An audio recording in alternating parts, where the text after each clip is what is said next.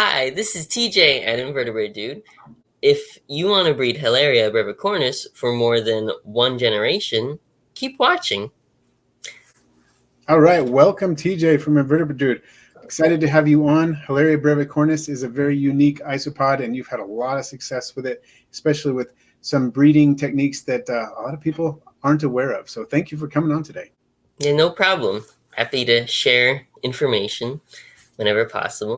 All right, so these isopods are native to the Tyrrhenian, I think that's how it's pronounced, the Tyrrhenian Sea area. So you got France, Corsica, Croatia, some islands in the area as well. But I'm pretty sure the only hobby stock we have here in the U.S. comes from France. So they're relatively large isopods, basically one of the largest terrestrial isopods in terms of bulk. I think there's an African species of Tylos that gets bigger, but we don't have those in culture. But these are huge conglobating isopods that curl up into balls, kind of look like a giant armadillidium with really thick legs, which they use to burrow. They spend most of their time underground, and they common names. They don't really have a common name. I've not seen them have a coherent common name that everyone calls it. I call them like giant burrowing roly-polies, but most roly-polies burrow, so that's not like the best descriptor. But yeah, everyone just calls them Helleria, which is one of the few cases in the isopod hobby where I've seen people call something mostly by its scientific name, and not a common name or strain name. So it's pretty neat. Yeah, that is kind of cool. Another unique point about these isopods. So about how big do they get? I know they're really big for a terrestrial isopod. So about an inch, maybe a little bit over an inch on like fully grown individuals, which doesn't sound that long, but they are really bulky, really thick, heavy isopods. So, and when they curl up, they be like that big. Like they're pretty sizable, full grown. Nice. It does take them a few years to get to that size, but they can get really large. Awesome. So, yeah. And I think that's part of the reason why people are so fascinated with them, because they're just gigantic as far as, especially they're probably the biggest conglobating isopod in the hobby. Yeah, in terms of conglobating isopods with that typical pill bug shape, these are definitely the largest in culture, and maybe the largest we ever get in culture. Yeah. Yeah. So let's go into care a little bit. I know they're a little bit different than a lot of other isopods in that aspect as well. Yeah. So they're more like millipedes, in my opinion, than most isopods are. They basically live entirely in their substrate. They don't come to the surface that much. And their diet is basically entirely their substrate. A lot of other isopods eat, stuff that's on top of the substrate, and supplemental foods like, dog food or fish food pellets, fruits and veggies, they'll eat with some vigor. But Helleria basically mostly eat rotten wood and leaf litter, and they barely touch supplemental foods, protein sources. They'll eat fruits a little bit, but barely compared to the substrate consumption. So the substrate has to be very organically rich, should be primarily composed of rotten wood material, flake soil, crushed rotten wood. You can mix in some high quality compost and some leaf litter, but it should be primarily rotten wood based, because that makes up basically the entirety of their diet. And without that, they will just, die, starve. So I can see why you compare them to millipedes in terms of their care. That totally makes sense. It's pretty much just the isopod version of millipedes. And the substrate should be at least a few inches deep, kept consistently humid. They don't like, they can tolerate some temporary dryness, but they're not big fans of it. The young instars especially. So I keep my entire enclosure humid. Moderate to high ventilation levels. They're not that picky about the ventilation. Mm-hmm. And then you can put some bark hides on top of the substrate, and they'll often clump like right underneath it, especially when it's like half buried. But other than that, like they're not going to be using hides, like bark stacked on top of each other. They're not going to be using that. Okay. Going to spend most of their time underground. What about the temperature gradient? Or not? Sorry, not temperature gradient. Temperature range. Temperature range.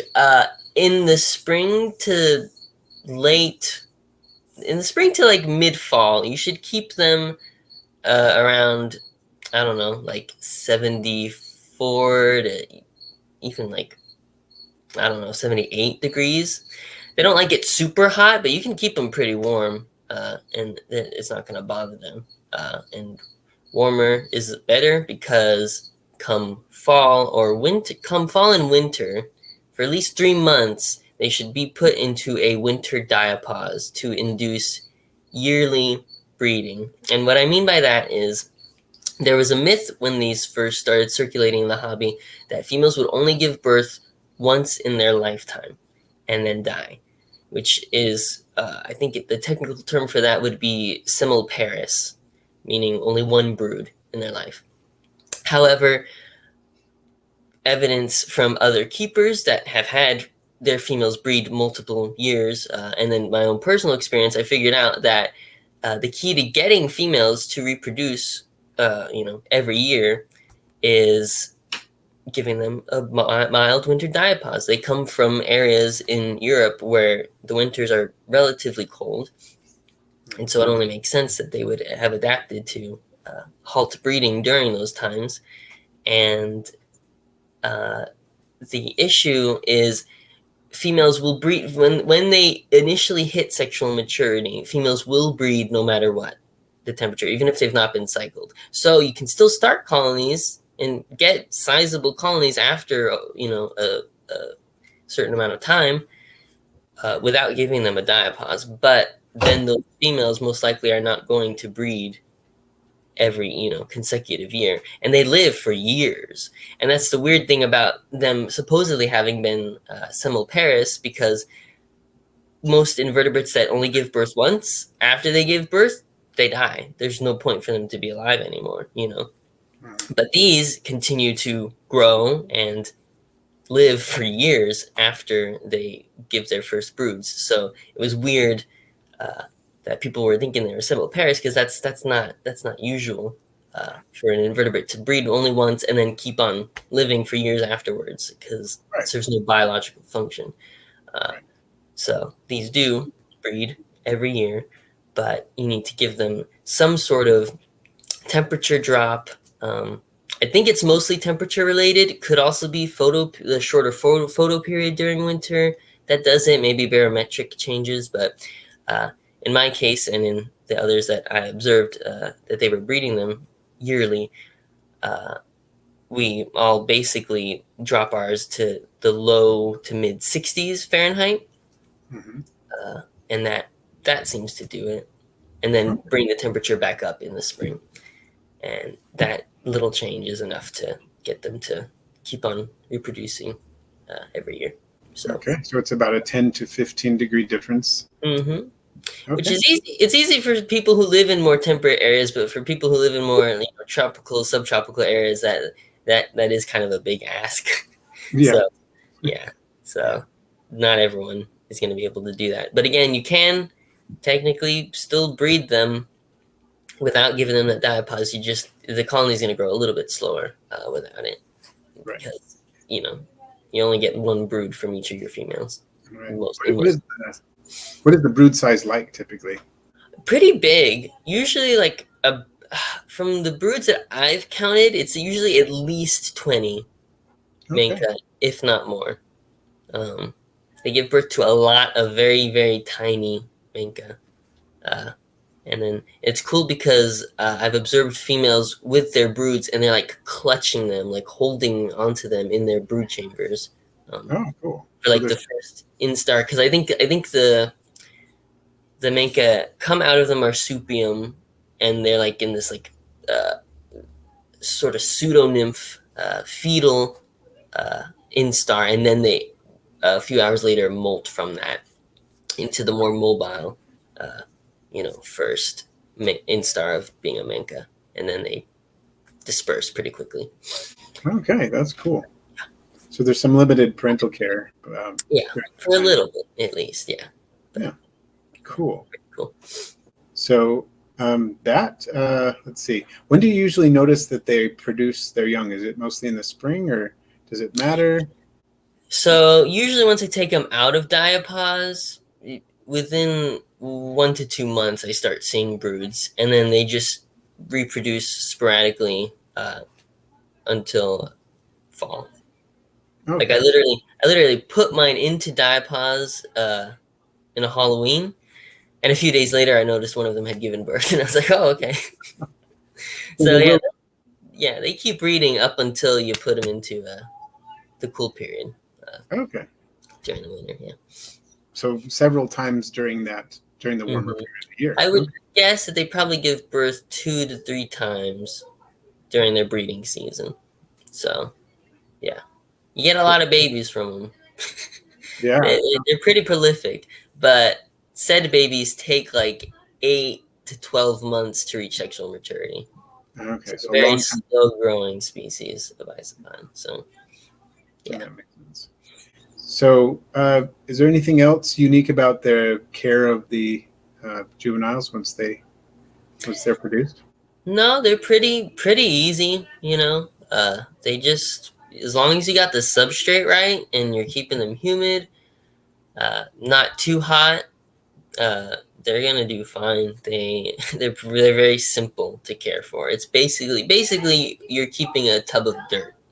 And as long as the dirt is of the right quality, right ingredients, right humidity level, the isopods in the dirt are going to do fine. Okay. Yeah. So would you say that it's that you can use the squeeze test like you do for millipedes to make sure you have the right moisture saturation in the substrate? Yeah, you could do that. Yeah, as long as it's not like you don't want it dripping water, but you still want it humid. You want to feel a little water on your hands, but you don't want drops to come out. Exactly. Right. Yeah. Okay.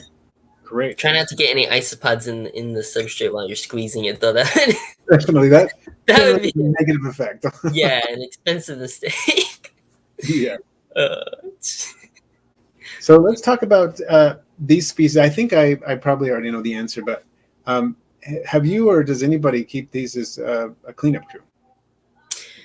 No, and I don't think they would be good because, like I said, they basically only eat rotten wood and leaf litter materials. They nibble on protein sources and will nibble on fruits and veggies, but like once the food goes moldy in their enclosure, they don't touch it. So I can't imagine them being useful at all for cleaning up other invertebrates or vertebrates leftovers. So. Right. It also sounds like the substrate in most bioactive enclosures wouldn't be very good for them either. Probably not. No, they probably wouldn't last too long.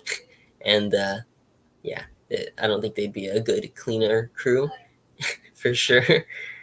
That makes sense. Yeah. So as a pet or a display isopod, can we talk a little bit about that? You've mentioned some of these things already, but we can start out talking about their visibility and their light sensitivity. Very light sensitive, not visible at all. They spend most of their time beneath the substrate. Larger individuals become more bold in terms of wandering the top of the substrate, but they generally only do that at night when it's dark. So definitely not a display species by any means, unless you like displaying dirt. So again, it is like keeping a tub of dirt with big isopods inside. So definitely not for display, but they are pet isopods, but only in the terms of someone who's interested in isopods for isopods' sake, rather than someone who wants to display them. Exactly. And it sounds like you've already kind of answered the feeding response question. They do not have a strong feeding response for supplemental foods. Is that fair? Yeah, no. Barely any. Again, fruits, like I cut up apple slices and partially bury those in the substrate. That seems to get the best response, but they don't actively run to and swarm food like a lot of other more surface active isopods do. So, Okay. And how's their startle response? they're pretty quick to curl up into a ball. Yeah. When disturbed. It doesn't take that much coaxing to get them to uncurl either, though. But then when they do, they just kind of just sit there. So they don't wander off or run off like some of the others. Not really. They're like, where am I? What's going on? They take a while to like wake up, and then they'll start wandering. But, yeah, a very slow lumbering species. Okay. Yeah. So once you see them on the surface, if they do startle, it's going to take them a while to burrow back down, and you won't have a while to. They'll either instantly start burrowing down, or if you actually like touch them, then they'll just curl up, and they'll take a while to actually do anything. But yeah, usually they're pretty quick to try to burrow into the substrate. That's their main defense is hiding. That makes sense. Yeah. So, what would you say are the top points, or the top, like the keeping points, the reasons why you would want to keep Helleria brevicornis? If you had to pick like the top 3 reasons. Well, they're big. They're one of the largest conglomerating isopods, and so to see them in person, especially larger adults, is just really neat. And second, they're honestly quite pretty. I find them pretty. They're very variable in coloration. You'll get ones that are like more like a dark brown, but like mottled with some yellow speckling on them. You'll get ones that are mostly like orange, brownish orange. You get some I think some more red individuals too, at least in some cultures.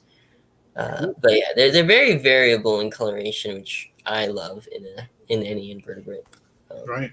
Yeah. So they're pretty, they're big, and they're easy because again, as long as you get the substrate right, they're golden. They're pretty easy. And whether you give them a diapause or not, basically just affects how quickly your colony is just gonna grow.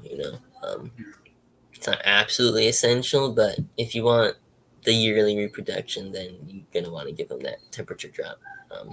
But they're pretty easy. So I like big, pretty, and easy. What's better than that? Right. And what would you say are the cons of this species? Well, the cons would be the fact that you need to give them a diapause to get females to reproduce every year. That's kind of annoying for some people. Again, for me, it's easy. I just stick them in the coldest part of my house, in the closet, put them on the floor. That does it.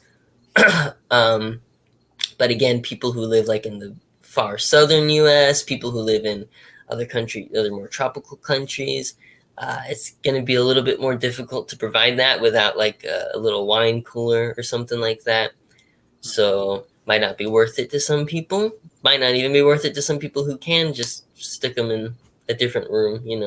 Maybe they don't have another room to put their bugs in, and they can't provide those temperatures. So that's kind of annoying. Another con would be if you don't have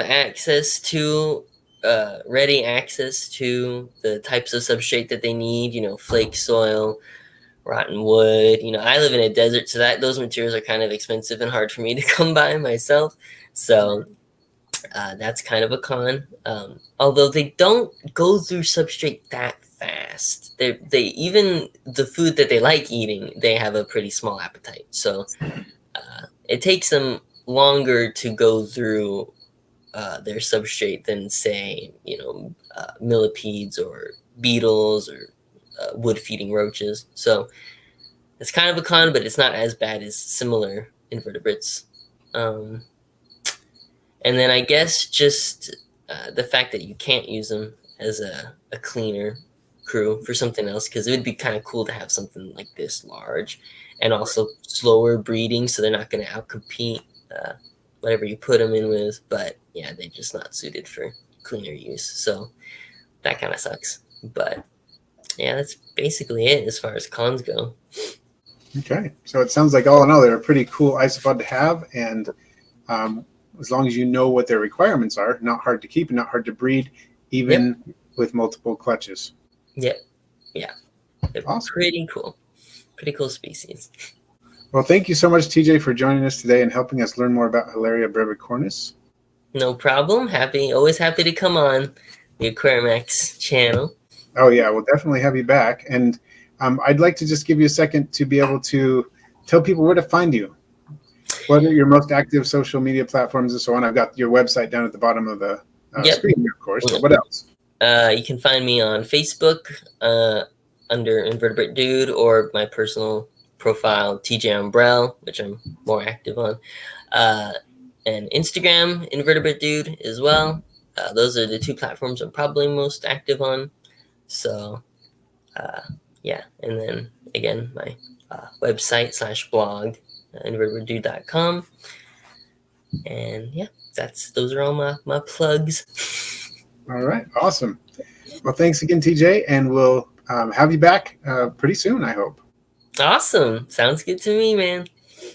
See ya.